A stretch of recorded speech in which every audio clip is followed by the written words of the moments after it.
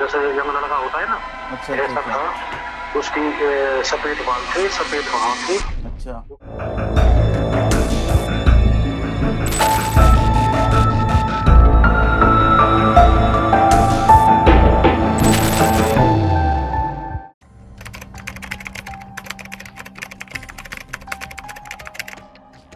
Story शुरू होती है एक मैरिड कपल से।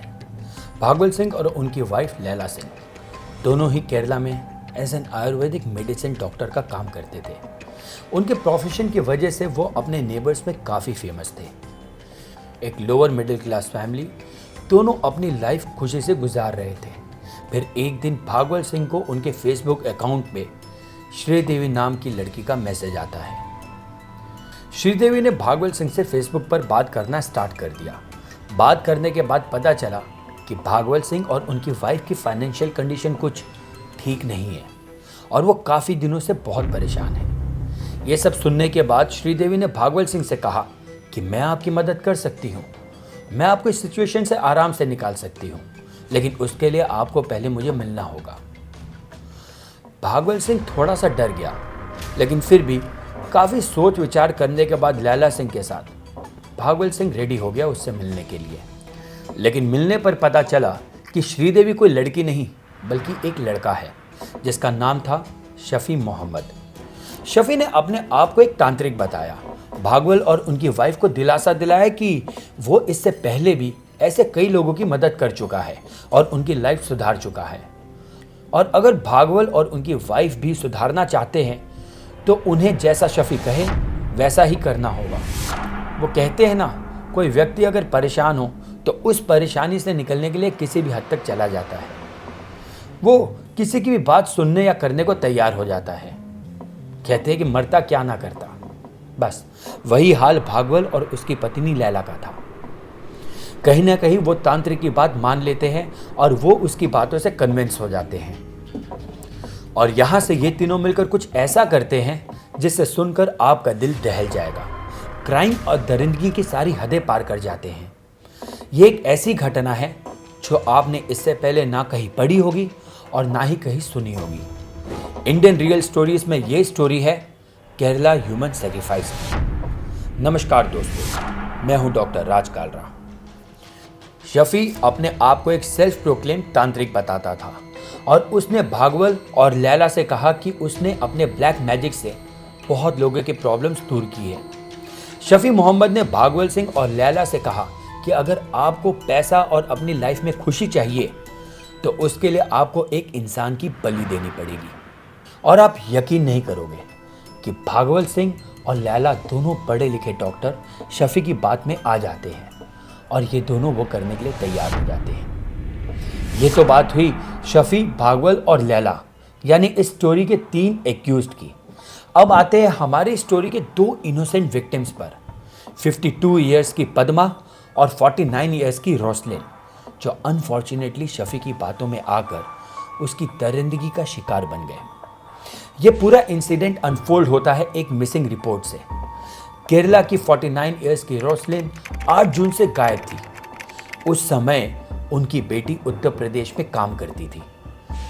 जब उन्हें पता चला कि उनकी मां कुछ दिनों से गायब है तो उन्होंने मेल के थ्रू पुलिस कंप्लेंट में एफआईआर लिखाई, लेकिन पुलिस ने इसे कुछ ज़्यादा सीरियसली नहीं लिया।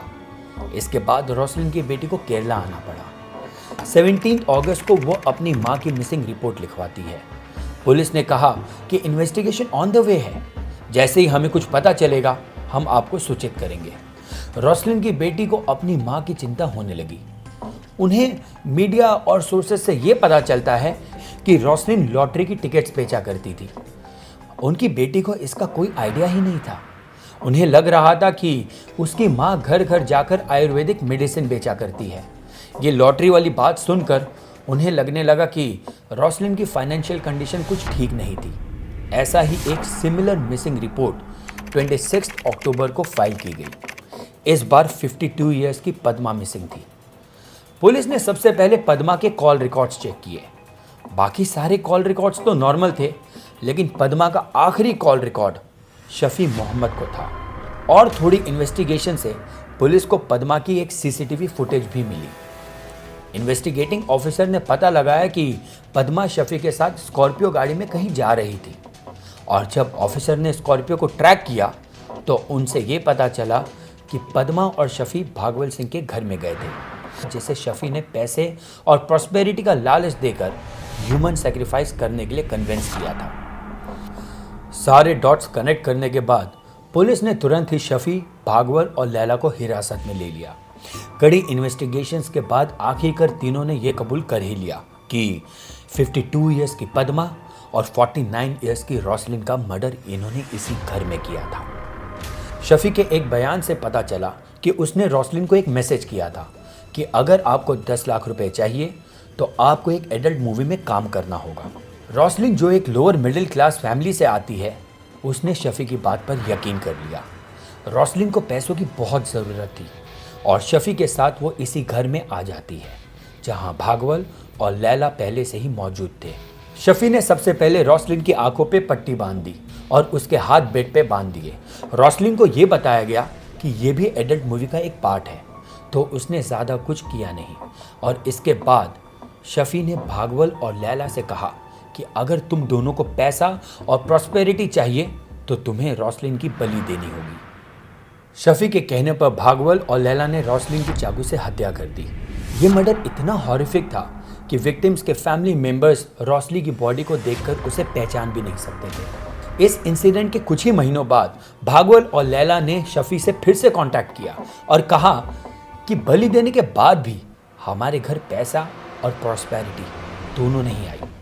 तो शफी ने कहा कि आप दोनों को एक और इंसान की बलि देनी पड़ेगी। भागवल और लैला फिर से शफी की बात में आ गए और इस बार निशाना था 52 इयर्स की पद्मा। अब पद्मा और शफी की मुलाकात एक रेस्टोरेंट में हुई थी। पुलिस ने बताया कि शफी पास्ट में कई पार्ट टाइम जॉब कर चुका था और इनमें से ही एक था रेस्टोरेंट भी। वो एक छोटा सा रेस्टोरेंट चलाता था। पद्मा रेगुलरली उस रेस्टोरेंट में खाना खाने आती थी। शफी और पद्मा की अच्छी दोस्ती हो गई थी।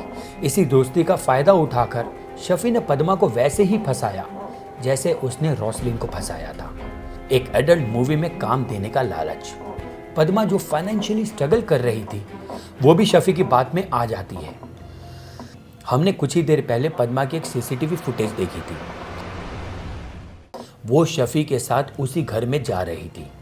उसे लग रहा था कि कोई एडल्ट फिल्म की शूटिंग होने वाली है, लेकिन वहां भागवल और लैला मौजूद थे। पहले शफी ने लैला की आंखों पर पट्टी बांधी, उसके हाथ पैर बांध दिए और फिर भागवल और लैला ने पद्मा को मारकर उसकी बॉडी के 56 टुकड़े कर दिए।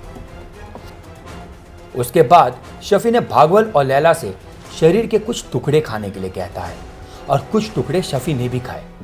ये सब करने के बाद शफी, भागवल और लैला ने दोनों की बॉडी को घर के बाहर दफना दिया।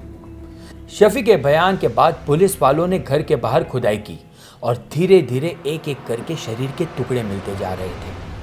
वहां मौजूद एक सरकारी गवाह बताती है कि खुदाई के दौरान उन्हें लिपस्टिक, ग्लासेस, पर्स और चाबियां भी मिली। सबसे पहले उन्हें एक औरत का सर मिला और धीरे धीरे बाकी के बॉडी पार्ट्स भी मिले। खुदाई के दौरान भागवल सिंह और उनकी वाइफ लैला भी वहां मौजूद थी।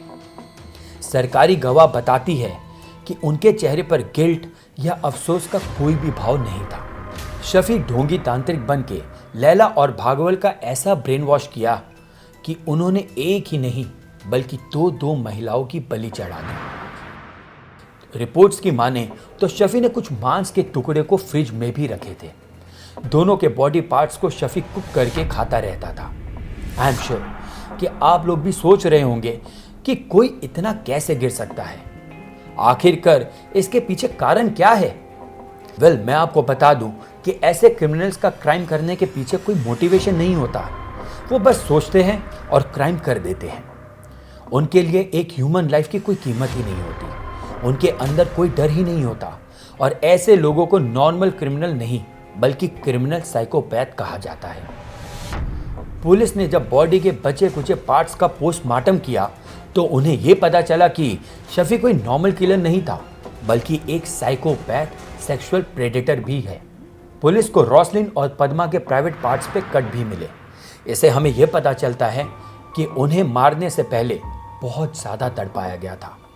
इन्वेस्टिगेटर्स ने शफी का बैकग्राउंड भी चेक किया तो उन्हें ये पता चला कि शफी पर एक 75 साल की महिला का रेप का भी आरोप है। अब धीरे धीरे सारे डॉट्स कनेक्ट हो रहे थे और पुलिस को भी ये लग गया था कि शफी कोई नॉर्मल इंसान नहीं है, उसे मर्डर और मैनिपुलेशन दोनों की स्किल आती है। इस दिल दहला देने वाले केस से हमें बहुत कुछ सीखने को मिलता है। पहला तो ये कि अगर आपको कोई कहता है कि ब्लैक मैजिक या ऐसा कुछ करने से आपकी लाइफ प्रॉस्पेरस बन जाएगी या आपकी लाइफ में बहुत सारा पैसा आ जाएगा, तो उसकी बातों में कभी मत आइएगा। और दूसरा ये कि क्रिमिनल माइंडेड पीपल अक्सर हमारे आसपास हम जैसे इंसान बनकर ही रहते हैं। तो अगर आपको कोई बहला के या फुसला के पैसों का लालच देकर कुछ काम करवाने की कोशिश करता है तो उससे सतर्क रहिएगा। दोस्तों, आज की वीडियो यही समाप्त करते हैं। इस पूरे इंसिडेंट पे आपका क्या विचार है हमें कमेंट सेक्शन पर ज़रूर बताइएगा। और अगर आपको ये वीडियो पसंद आई हो तो मेरे चैनल को लाइक, शेयर एंड सब्सक्राइब करना ना भूलें। मैं मिलूंगा आपसे ऐसे ही इंडियन रियल स्टोरीज के साथ। तब तक के लिए स्टे हेल्दी, स्टे सेफ। धन्यवाद। जय हिंद।